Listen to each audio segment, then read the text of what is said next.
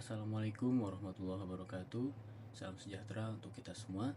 Perkenalkan, nama saya Muhammad Firdaus Aliansyah dengan NIM 2110114018089 dari kelas 08 TPLP 014. Video ini akan saya buat untuk menyelesaikan tugas mata kuliah Interaksi Manusia dan Komputer yang diampu oleh Ibu Intan Kumalasari Eskom Mkom.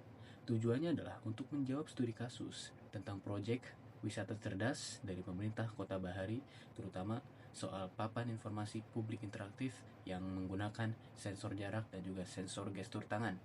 Jadi, gimana sih kombinasi sensor ini bisa bikin pengalaman pengguna jadi lebih baik dibanding papan info biasa? Nah, kalau pakai sensor jarak, sistem bisa langsung nyadar nih kalau misalnya ada orang yang lagi deket-deket sama sensornya. Layar juga bisa otomatis nyala, lalu menampilkan info yang di awal. Nah, pengalaman kayak gini bisa bikin pengguna itu lebih ngerasa disambut. Nggak perlu nyentuh-nyentuh dulu. Terus juga sensor gestur tangannya itu bisa bikin pengguna ngontrol langsung tanpa disentuh layarnya. Misalnya cukup geser ke kanan atau geser ke bawah buat pindah ke halaman selanjutnya. Ini penting banget di era pasca pandemi, lebih higienis juga dan juga lebih modern.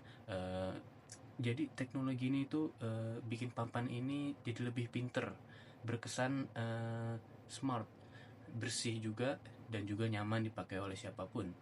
Sekarang gimana sih cara bikin tampilan dan pengalaman pengguna yang ramah buat semua orang, dari anak-anak, orang tua sampai penyandang disabilitas? Beberapa hal ini bisa kita lakukan. Yang lain, pertama, tampilannya harus sederhana dan juga jelas, memakai tulisan besar dan ikon yang mudah dimengerti. Warna yang kontras biar gampang juga dibaca.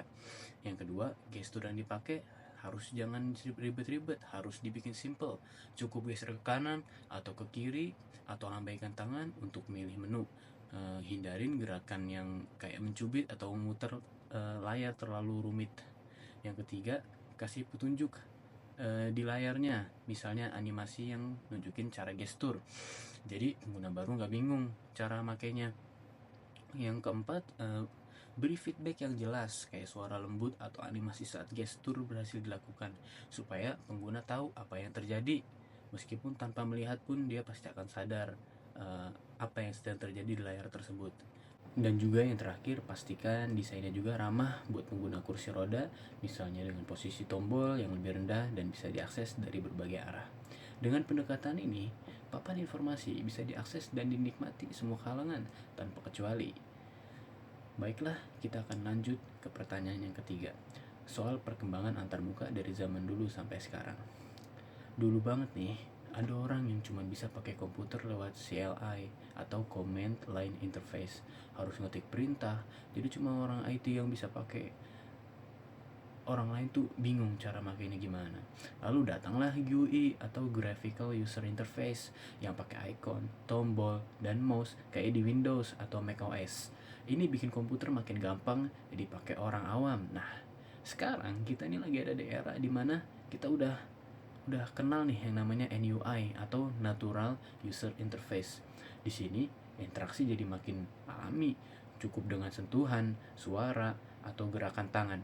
Contohnya papan informasi yang bisa digerakkan pakai gestur. Kenapa semua ini bisa terjadi? Karena pertama, teknologi hardware makin canggih. Ada kameranya, ada sensor, terus juga ada move scanner dan lain-lain. Pengguna juga pengen interaksi yang cepat, nyaman, gak ribet. Terus ditambah lagi, software zaman sekarang makin pinter, bisa ngenalin pola gerak, suara, akurat lagi. Jadi intinya adalah kita tuh terus bergerak ke arah interaksi yang semakin alami gitu, seolah-olah kita bisa bicara langsung ke sistem. Sebagai generasi muda dan calon sarjana, kita juga punya tanggung jawab untuk membuat teknologi yang bukan cuma keren, tapi juga mudah diakses oleh semua orang. Nah, semoga penjelasan tadi bisa kasih gambaran soal pentingnya desain interaktif dalam proyek-proyek publik seperti wisata cerdas ini. Nah, terima kasih udah menonton video saya. Kurang lebihnya mohon maaf. Wabillahi taufik wal hidayah. Wassalamualaikum warahmatullahi wabarakatuh. Sampai jumpa. Dadah.